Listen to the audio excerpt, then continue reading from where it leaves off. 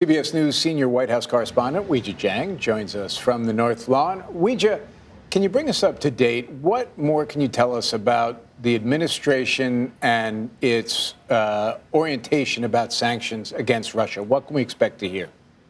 So, Jim, we know now for weeks that administration officials, the president himself, have promised the most punishing sanctions package that has ever landed in front of Vladimir Putin. And they said that they would trigger those sanctions if Russia decided to invade. And that is why we've seen so many semantics this morning about what to call what has happened in those two regions that Holly just talked about with us, because initially the administration was very hesitant about calling this an invasion, saying that it was the start of an invasion. But we can report now that they are, in fact, calling it what it is, which is an invasion. And that means now that we are anticipating the president to pull the trigger on some of those huge sanctions that they've been threatening. But we don't know many details. In fact, they have been very tight-lipped about exactly what entities and who may be targeted, although we know they have said Putin himself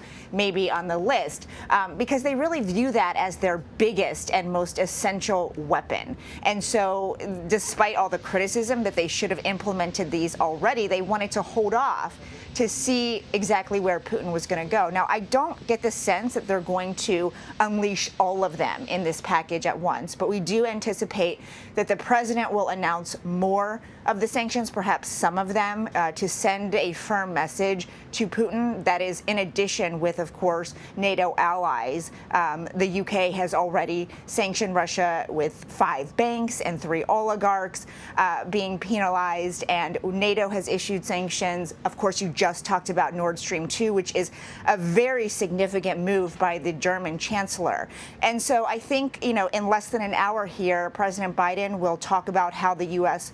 will be working in lockstep with these allies, but not deliver the full force of what they have been planning. We also expect that, he will deliver a direct message to Putin, because he's been talking so long about diplomacy, but these two leaders have not spoken since the aggression really ramped up.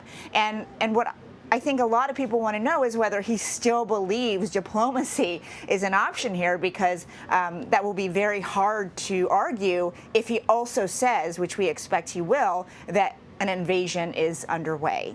All right. Well, Weijia Jiang at the White House, thank you so much. Sure.